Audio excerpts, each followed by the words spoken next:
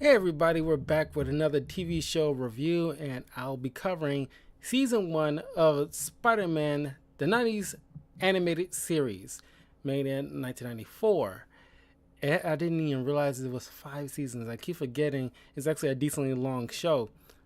Uh, and I didn't realize how many episodes. Like, when you're a kid, when you're watching the shows back in the day, they just ran. You didn't have any kind of preconceived notions on what seasons were like that.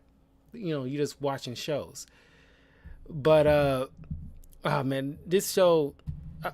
When I was watching this, I was watching in tandem with like X-Men the animated series and Batman the animated series, and Spider-Man's this show is the reason why I fell in love with the character more so than any other superhero. And around this time when I first started watching this, thing about because my father and my uncle got me into the superhero stuff. Because I remember watching uh uh because my father and my uncle read a fair bit of amount of comics, but I think my uncle more so because he had like a closet full of comics. He sold the majority of them, but he let me keep a bunch for myself. Mostly, there were like copies of stuff he already had. It was like in my closet, so you know I wanted to get back into collecting, but comics these days kind of expensive. Usually wait for like omnibuses with the collection volume of all the, you know, uh, trades and stuff like that. If, like a Doctor Strange comic that has like 14 issues, rather than try to buy every issue, you can just get the whole entire volume with all that and stuff inside, and fairly a fair price, which I think I plan on doing this C2E2 because last year I could have gotten a couple of omnibuses, but I don't know. I had to, spend money to get an autograph and signed picture with Steve Bloom, so that took precedent, as well as making sure I had enough for like new posters and stuff like that and pop figures.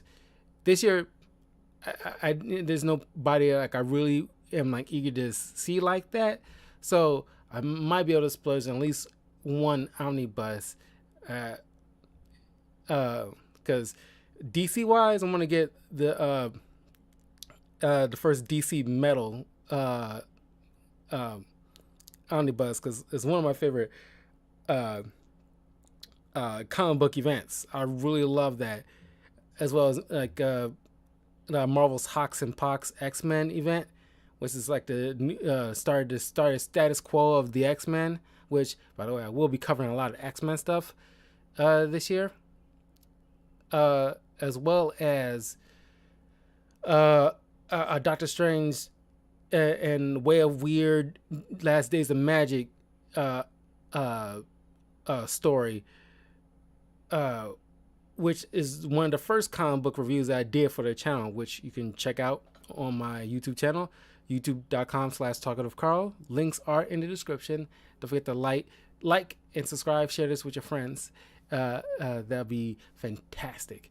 But anyway, Spider-Man animated series, like I think my father turned me on to it, or it's hard to say. Like I said, my father and my uncle got me into this kind of stuff, and it was my father that got me into like Star Wars stuff.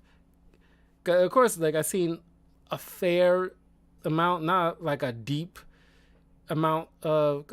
I think I've watched more Next Generation than any other Star Trek stuff. Like I seen like a handful of the original and like a handful of Voyager, but I never got really into Star Trek like that.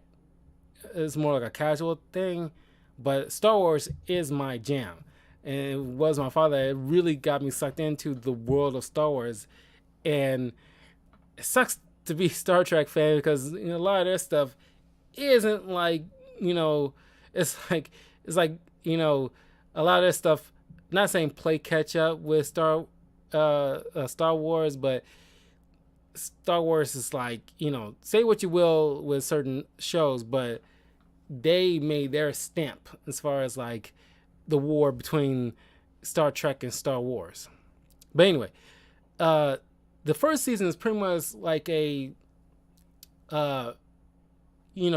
one-off adventures, except for one arc, which is the introduction of the alien costume, which is one of the most iconic adventures of Spider-Man.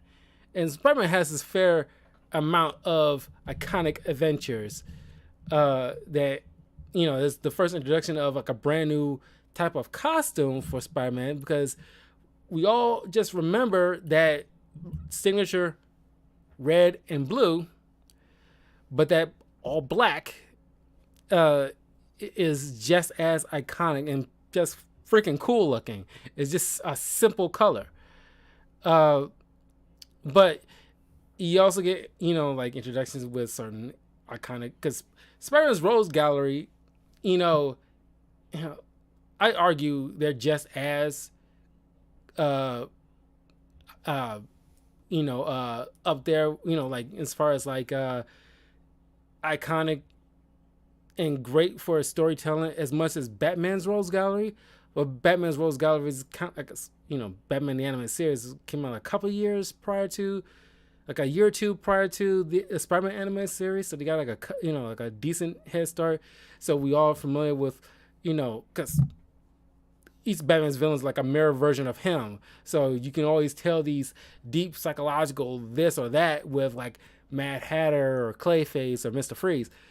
But Spider-Man has like a good Rose Gallery. As far as like, a good close third is probably like the Flash and his Rose Gallery, as far as like, right up on that list. But Spider-Man's Rose Gallery, you got the Lizard, which is the first episode that we get. You got the Lizard, Mysterio, Venom, Alistair Smythe, which people don't. I want to cover all the seasons, 5 seasons of Spider-Man Animated Series. I'm going to mention a lot of characters that you think, because Sony, they're making like all these like villain movies and try to make them like heroes of their own story bull crap. And it's like you can get away with that with Venom because there's precedent with him doing like pseudo heroic stuff, but yeah, you're pushing it with Morbius. Now you're getting this hypno hustle with a guy who you think you was gonna, if you gonna make Childish Gambino give him his own Sony Marvel movie with him as the main character, why not the Prowler? Because you already established him as Miles' uncle in Homecoming. If he's gonna make, like, talk about like a lead role and making a villain like a hero of his own movie, that is right there, sitting right there. And you give him this weirdo, nobody even familiar with, no matter how deep of a comic fan you are, nobody knows anything about Hypno Hustler. He probably sounds like a ripoff of Music Meister from DC. But yeah, Sony has a lot of Spider-Man characters they can easily play with. You got Alistair Smythe. It's like, stuff that you want to James Gunn this shit and take these characters that doesn't get the limelight like that and give them some limelight so people can talk more about Alistair Smythe. Like, I love it when we got Mysterio in Far From Home. It's like, yes. And then everybody's assumed that we was going to also get Hydro Man, which, aside from Super Skrull, if I want to act in a Marvel role, aside from Super Skrull, I freaking love Hydro Man. And it's like, you can tell so much good, you got good material here. This one episode, which is in the second season, but in that one episode, you get like possible,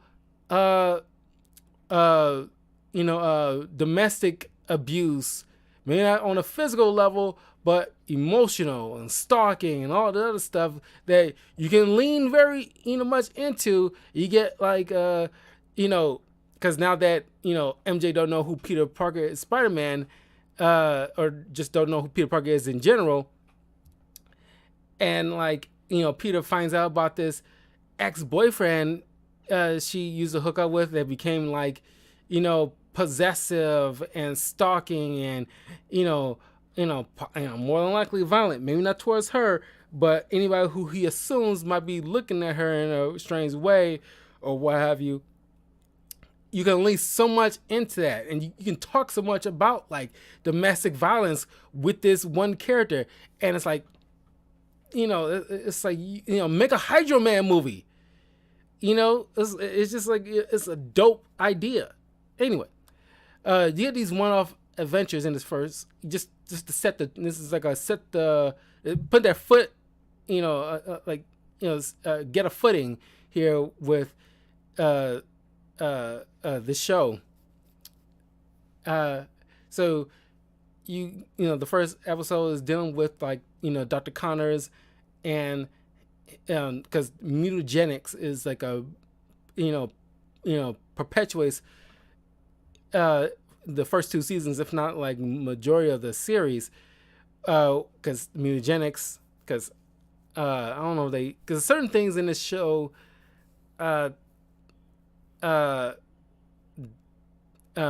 they kind of like because it's a kids show, they couldn't do most things. Like for example, like there's certain parts of a fight, like impacts of a fight, they won't show, because I'll cover this in the second season, but you get like an introduction of the crossover with the X-Men animated series, which is so fucking happy. I can't wait to talk about that. But somebody told me, because it kind of blew my mind, because I didn't really pick up on that as a kid. Somebody mentioned a long time ago that, at least a good few years ago by this point, that you notice like Wolverine never uses claws on any person. It's always inanimate objects, or when he thinks, or you think he's about to attack somebody with his claws, it's always, grab him instead and toss him aside. With this, Spider-Man, rarely actually hit anybody. It's a strange thing. It's like a fairly, if not more so, more often you don't see actual, serious impact. Definitely no blood. And speaking of which, we will get into Morbius in the second season. But yeah, like you said, he doesn't use blood and he doesn't use his fangs. Even though he got clearly fangs, he's a fucking vampire. It's like he gets plasma. I love the look of Morbius in this show, and call me nostalgic, but he got those suction cup, things on his palms. I know they couldn't actually have a character bite somebody's neck on a kids show, but I'm pretty sure us kids at that time, seeing the first Blade movie, seeing certain movies at the time that depict blood, and it's like, I don't know, it's a Fox Kids show that kind of do certain things. I get it, but we seen, a lot of us seen the RoboCop movies, so you can't tell me we couldn't handle it, a vampire movie. But anyway, they couldn't use like the word blood, even though the musical theme, which is one of the most iconic musical things that needs to be put out there, because not a lot of people want to bring it up like that. The Spider-Man animated series theme song is freaking iconic, and in the song they say spider blood, radioactive spider blood, but you have characters that can't use the actual word blood in their dialogue. That is weird. It's like Fox Kids and 4Kids. They don't want to have like certain depictions of certain things in their kids related content. I mentioned this many times in my Yu-Gi-Oh reviews that in a card game, in Japan, uh, there are certain like especially female characters that have like certain clothing that here and there are revealing, like maybe showing like a bit of cleavage, where they kind of in the West, you know, erase the cleavage part, or hike up the clothing, or add color to the clothing, so you don't seem like we have half naked women there, even though it's not like that revealing, but whatever. Anyway, he has an adventure with meeting up with Octavius. Octavius, but I meant Connors. This is the first adventure, and at this point in time, he's in college, so he got his spider powers when he was in high school. So let's say he was like if you're going by like, let's say junior or senior year, if that. And then he's like starting college, or at least a few months into college. He's a good couple of years and some change into the role of Spider-Man. So he's fairly experienced. Not quite that green, but he's been doing it a while, where he's like used to it. But he's still like having trouble like balancing that heroic life with his normal life. You get a lot of that throughout the series. And so now he has to, because there's reports of a lizard in the sewers, and he just like in the first Amazing Spider-Man film, is trying to turn like everybody into lizards, because like, oh, I can heal myself. But it wasn't for his wife, which, by the way, now I'm thinking about it, in the Amazing Spider-Man, they never established that he had a wife. That's the whole key thing with Dr. Connors, and how usually to regain his humanity, thinking about his wife and kid. And they never even bring that into the Amazing Spider-Man movie. But anyway, the wife is established here. Mrs. Connors always, reminds him of his humanity, because he loves his wife. Not that too dissimilar to with Mr. Freeze, except Mrs. Connors is actually alive, or stable, and not sick, whatever.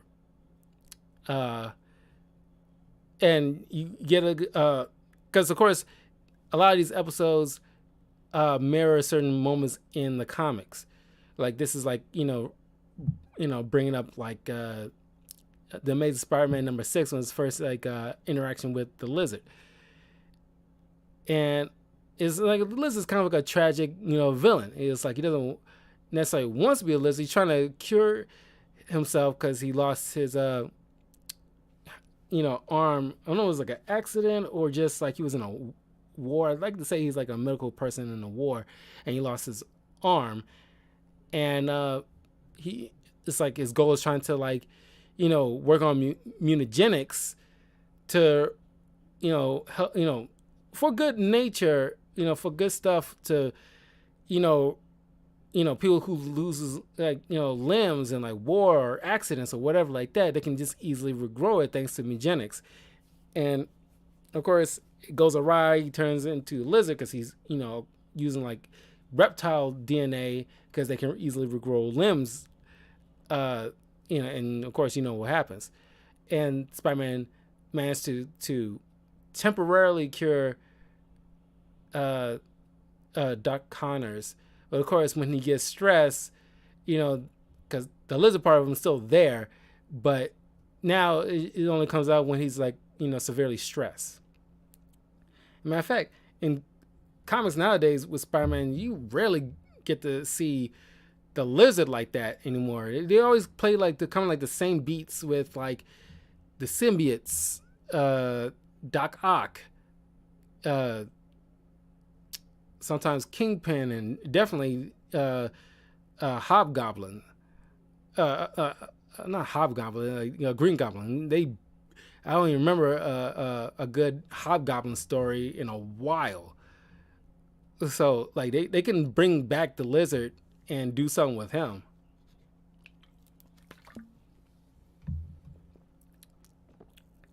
Um, but then of course you got the adventure with Mysterio. Honestly, one of my favorite episodes of this season that really made me like, because it's around the same time when I was reading uh, a comic with Mysterio in it, and Spider-Man was dealing with him during this massive blizzard and everything like that. And he's trying to take over a television company in order to subliminally control people so he can like get people to watch fund his crappy, because he's a movie, or at least movie adjacent. He was like he works with special effects and everything like that. But he loves like the whole thing with like movies and everything like that, and all things involved in that type of field. Excuse me. And I kind of wish we did something like that with Quentin Beck in the movie. We got a little bit of it because he's literally wearing something like a mocap suit and everything like that. And of course, he's directing everybody like he's like directing a movie. I kind of wish they kind of leaned more into maybe his like love for movies and something like that, and playing it up like that. But what we got is cool. But like, yeah, Quentin Beck is really fun, and I still don't believe that fucking Karn artist is dead in the movie. They definitely bring back what's his name, who played him in the movie. Who played in the freaking movie?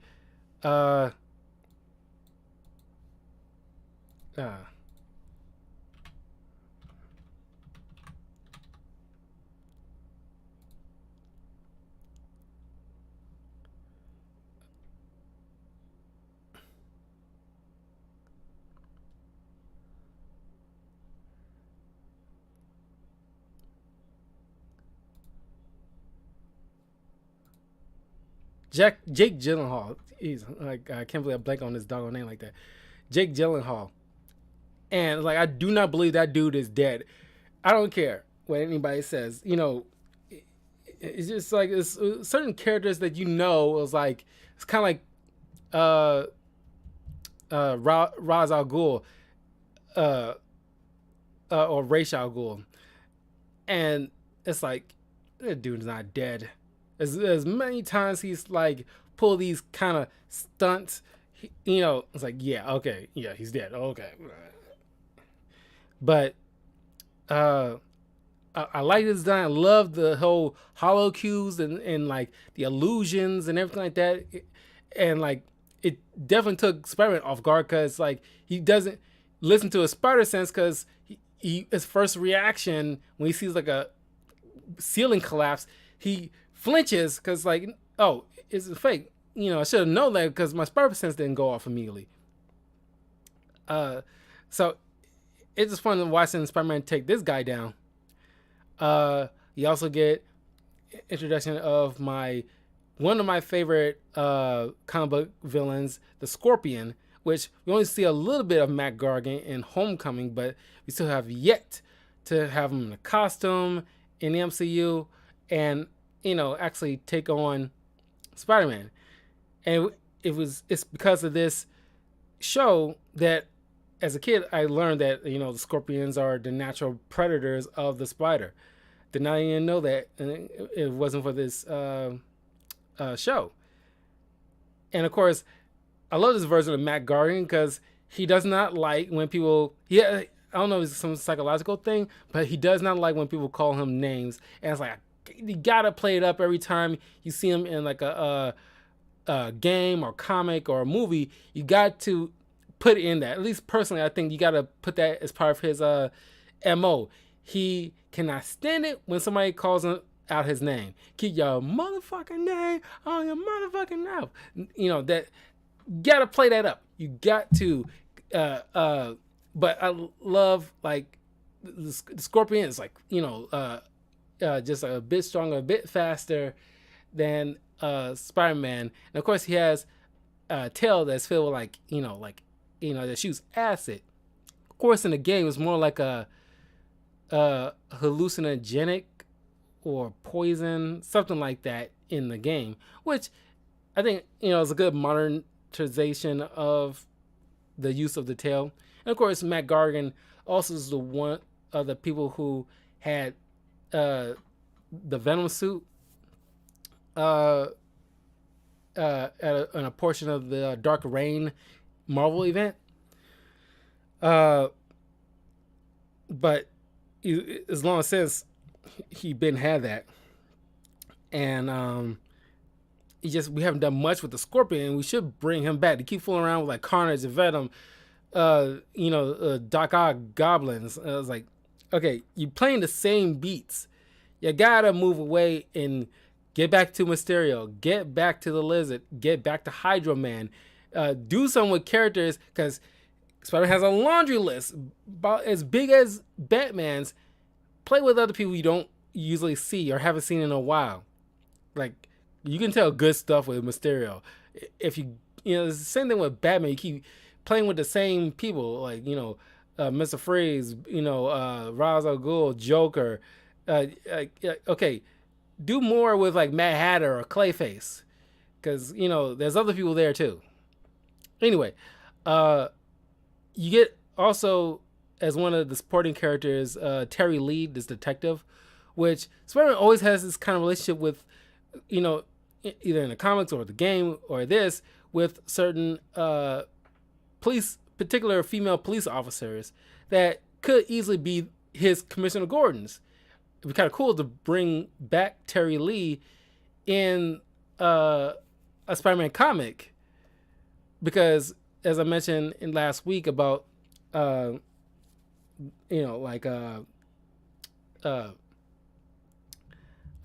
Watanabe from the Spider-Man game, and of course Jean DeWolf from the comics, because Jean DeWolf is dead, but you can easily bring in, unless the Sony game has complete rights to the character of Detective Watanabe, but you can easily bring back Terry Lee as a Commissioner Gordon type for Spider-Man. That'd be freaking cool for both Spider-Man, Miles and Peter.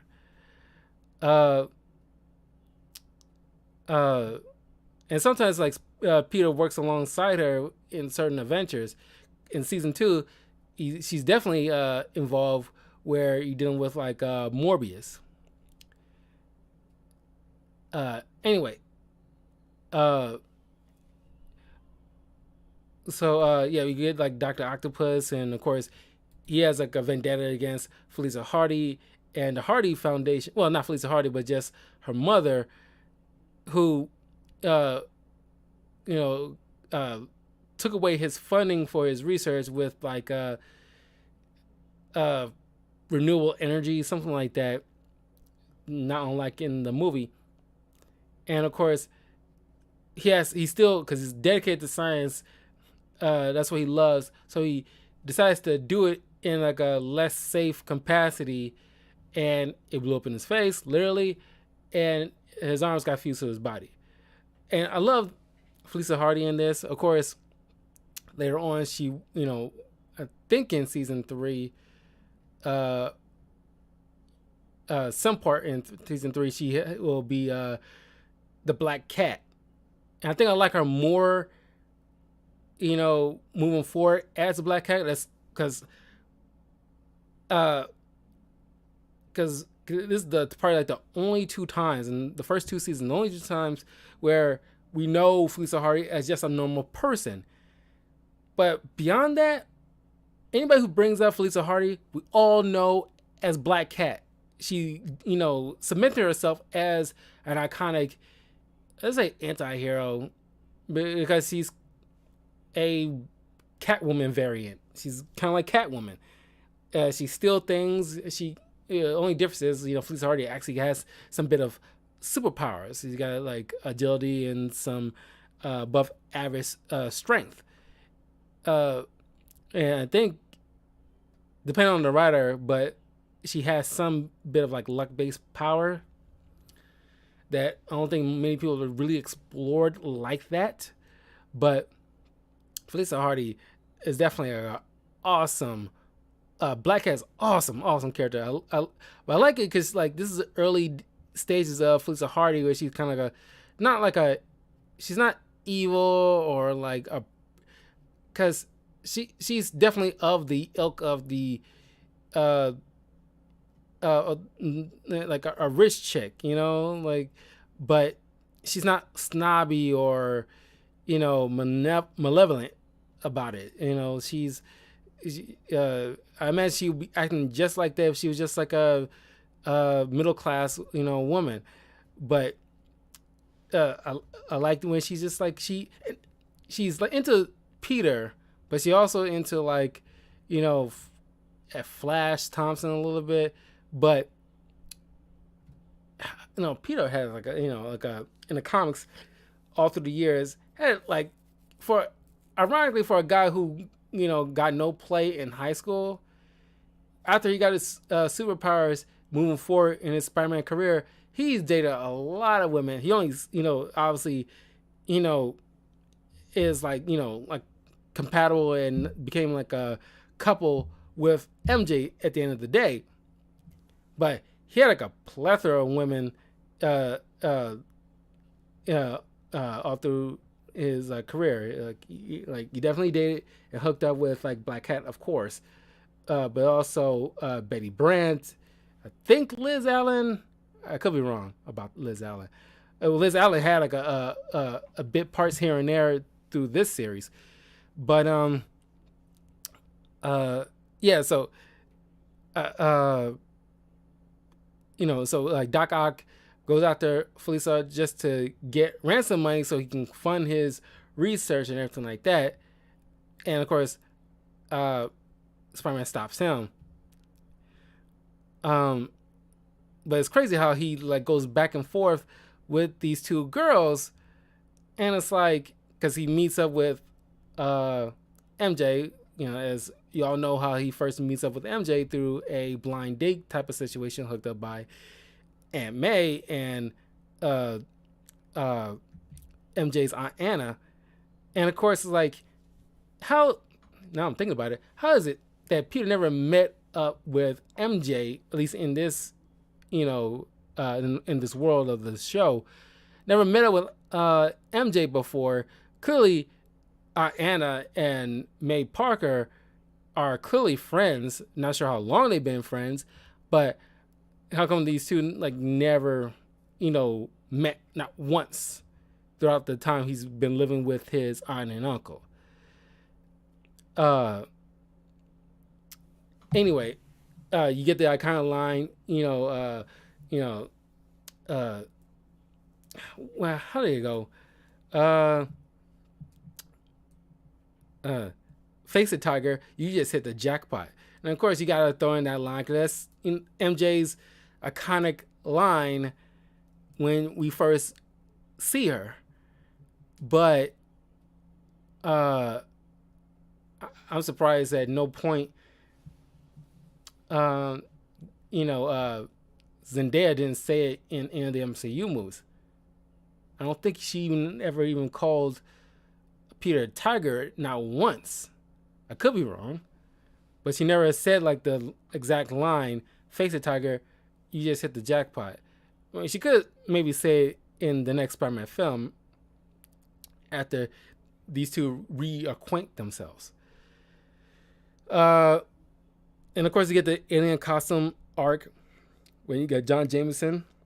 Oh, of course, you get Robbie and J. Jonah Jameson and everything like that, and to further add to the supporting cast, and J. Jonah Jameson, which I kind of wish they do in the movies.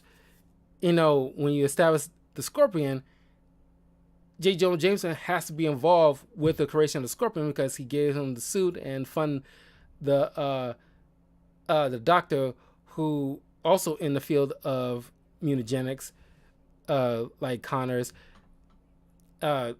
give the Scorpion his powers and everything like that. So you gotta have that involvement. John Jameson, of course, on a ship from like the moon,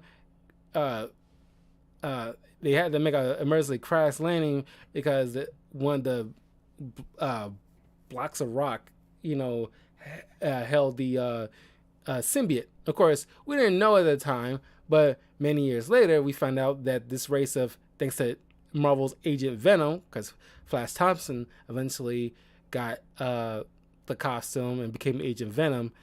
There's a whole another story to that, but he went to war. He lost his legs. They put him in this project, and scientists gave him the Venom suit and became Agent Venom for a stint of time.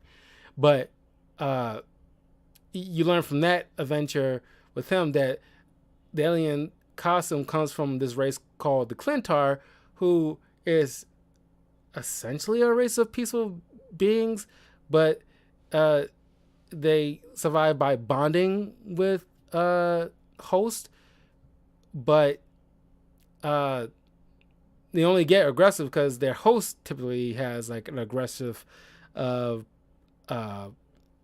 it's part of like a lot of humanoid or sentient beings personality have temperament and aggression. So it's like they can't help but like be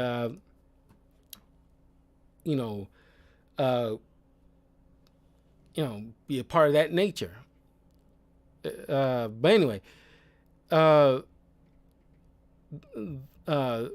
get we got Kingpin involved because Kingpin is a villain, the main villain for Daredevil, but he also is a villain for Spider-Man as well, and he sends the Rhino to capture whoever's on that aircraft. Of course, Spider-Man beats him to it when he's saving the pilots, but he gets the suit covered on him, and of course it bonds to him, and of course Peter initially likes it because like, oh, you get to change clothing whenever you want. His strength is doubled, strength, speed, agility, all that is doubled, but the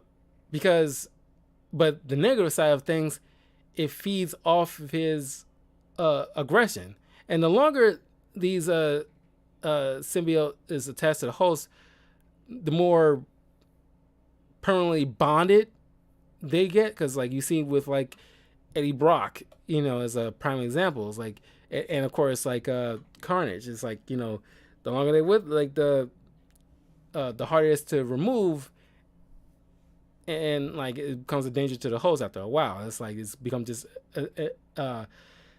in a sense just tied to them permanently, or semi-permanently.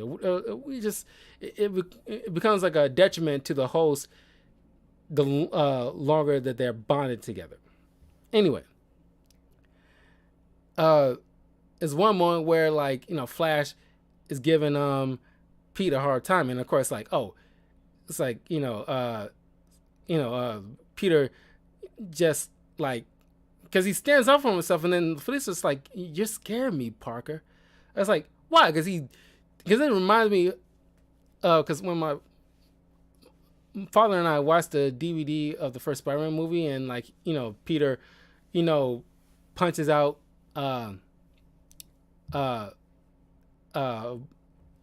Flash Thompson in that movie in the hallway, and the kid's like, oh geez, Parker, you are a freak. And it's like, and my father was like, why? Because he stood up for himself. And I had that same reaction when the Felicia just got the nerve to like, just like, you're scaring me, Parker. And it's like, why? Because he just not gonna take shit from this dude, keep giving him shit. And like, even back then I wouldn't, like, I didn't care for that line of dialogue. And it's like, that's not fair. And like, yeah, she doesn't know that he's gonna get more aggressive, but at that time she would have just she should have been more supportive. That didn't make any sense to me. It's like, I still, after all these years, never made any sense to me. But of course this gets progressively more worse when he's because he can't stand listening to Aunt May trash talking Spider-Man, so it's like he snaps at her. Speaking of which, while I'm on the subject, Aunt May, of course, like Aunt May's always been depicted as like a feeble old lady and everything like that. But maybe because I gotten too used to having young or young-ish Aunt May at the very earliest age, should be in her like mid-50s. But prior to like Spectacular Spider-Man and prior to the MCU, Aunt May's always been depicted as like a crotchety old lady that's practically on death's door. And this is like one of the examples, and it's like she seems so freaking naive, and like yeah, sure, like Aunt May can be trusting and everything like that, but it's like, man, you depict her as like a super naive. I didn't even realize how freaking naive she was. Like, what a nice man. It was like, God, you crazy old. But it's like, oh, and she always often faints when like, oh my God, oh. I was like, and like, May. It's like, oh my God. And it's like, she gets blown away. She faints every time a wind blows. Oh God. Anyway,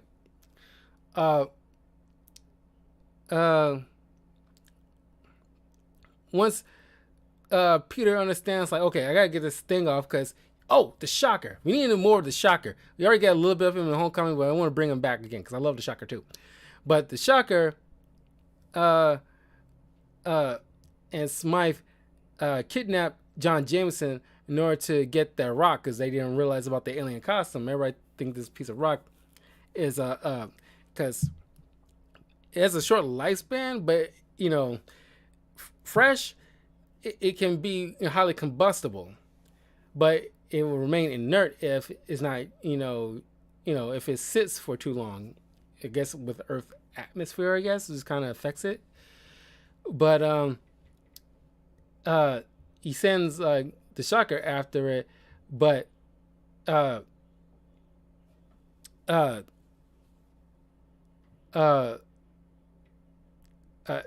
Shocker and Spider-Man fight, but Spider-Man just gets super aggressive. He nearly kills him. And of course you get that cool ass line that a lot of my friends who watched the Spider-Man anime says remember this line, Shocker!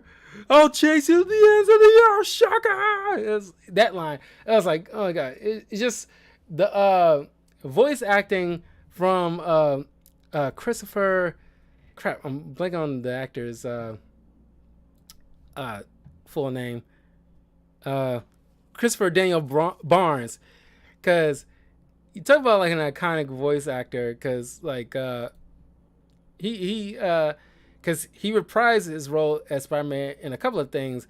One other being Spider-Man Shattered Dimensions, because like you bring him back, not only him but the voice actor for Spectacular Spider-Man, Neil Patrick Harris from the MTV Spider-Man, and of course the Spider-Man and His Amazing Friends voice actor, that Spider-Man, into this game. And I was like, oh my God, that is so awesome. I was like, oh my God, yes.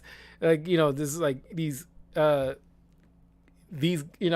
guys, which I kind of bum in a way because you could have had these guys also cameo, as well as Yuri Lowenthal for the Spider-Man game, could have them cameo in these in Spider-Man No Way Home, because you already got the live action guys there for the primary stuff.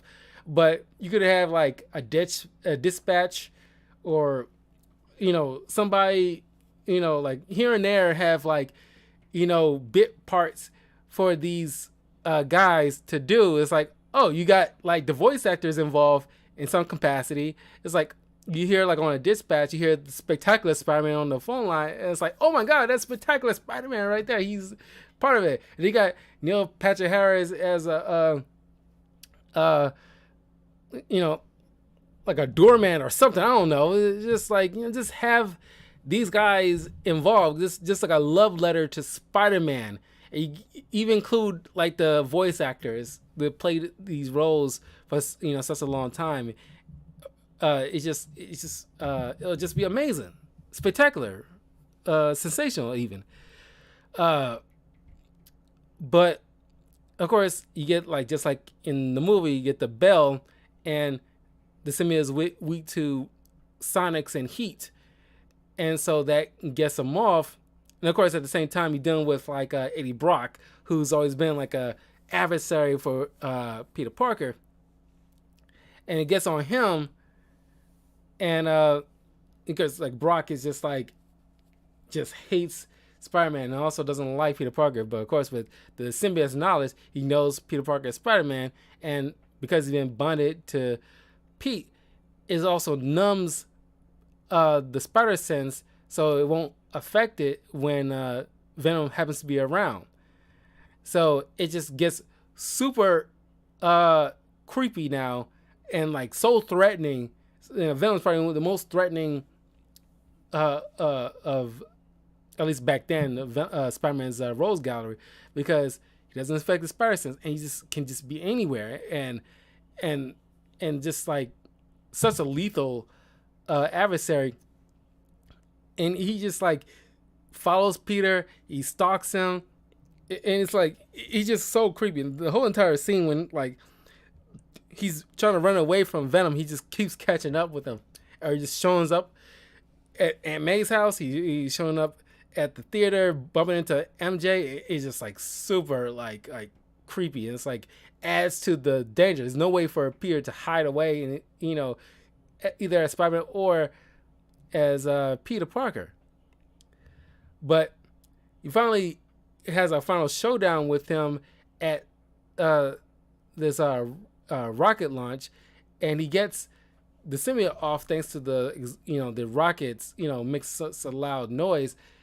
It gets him off. He webs the symbiote in a web pouch and attaches it to the rocket and sends it off as it's going off into space. So now Eddie Brock is no longer a threat, but he's always worried that because he sees like that, like an image of the Venom still like haunts him, like this thing could easily come if it can get to Earth once. It's like he's always worried that thing's coming back, and it does. But yeah, man, this of course you also get like the Chameleon as the last episode, and like oh hell yeah, get the Chameleon involved into these in the movies, because in the comics he actually does like wardrobe changes and everything like that, but I like it in here because it's kind of quick and more easily done, where he just has like a belt that takes a photographic picture of whomever he wants, and he just presses another button, and he just through I guess holograms or whatever, and just takes on the appearance of whomever he wants to. And of course in the comics the Chameleon is related to Kraven the Hunter. Of course he didn't know that at that time, but that is like a thing. And I kind of wish like, okay, keep the belt. That's a whole lot easier, and with the technology today, that is not too far-fetched to make that happen. But yeah, super fun. I'm loving it. But you also get involved with Shield, and you get this redheaded woman, Agent 1 or something like that, which you could easily have been like the Black Widow, but but you get white Nick Fury here. He's still white at that time. This is long before the Ultimate Spider-Man universe where he's black. And he's trying to catch international hitman, the Chameleon, or terrorist, or whatever. And thanks to Spider-Man, he managed to capture the Chameleon. And he's trying to like assassinate this diplomat at the UN, and he's trying to disguise himself as Peter Parker. And Spider-Man comes in, takes this dude down, and of course he breaks the belt. And it almost remind me of the T-1000 in at the end of T2 when he's morphing into all these people he turned into. He does that, and I cannot not think that the writers and artists involved did not have T2 in mind when they made that scene when he's just flashing through all these different identities he stole through the episode. Yeah, but yeah, I love like the first season's nice little one-off episodes just to get their footing, to get everything established, and it's only going to ramp up moving forward in the later seasons. But yeah, I'm loving this. Very fun. I will see you guys. Let me know in the comments below which one episode of these was your favorite, because definitely Alien Costume was up there. But I love the episode with the Chameleon and Scorpion. I think. Oh, and then Mysterio, of course. Oh, and then of course you get Kraven the Hunter. You get Kraven the Hunter in this, and you get Mariah Crawford, which I don't think the comics did do a lot with, don't do a lot with her. She pops up on very, very rare occasions, and she should be like a huge mainstay, because she helps. She's like one of the scientists aside from Dr. Connors that helps Spider-Man with certain issues that he himself can't tackle himself. And when you're dealing with something like with Kraven, which you see from time to time in comics, it's weird that we don't get more with Mariah Crawford as part of his whole lore. Because, it's like, every time you see Kraven pop up, where's Crawford? And not that she needs to be tied to his hip, but it's like these two are a couple in their backstory. They're like, they very much love each other. And of course she gets, powers just like in the comics. I guess she, because he kind of sort of has something similar to Kraven in the show. At the end, getting towards the tail end of the show, she's got alter, because Kraven calls her his Calypso, and she has an alter ego called Calypso Zelly. She in the comics she practices voodoo, uses potions and charms, mind control, resurrection, and poisons. So in the show, she kind of more of a bit, act like a tiny bit of kind of a Kraven's abilities, but I guess in the comics she's more like a voodoo type of priestess. But in the show she's kind of like a doctor. And I kind of like to think of her as like a physician, or not a physician, but like a science in chemicals. I guess you can say a variant of a voodoo potionist,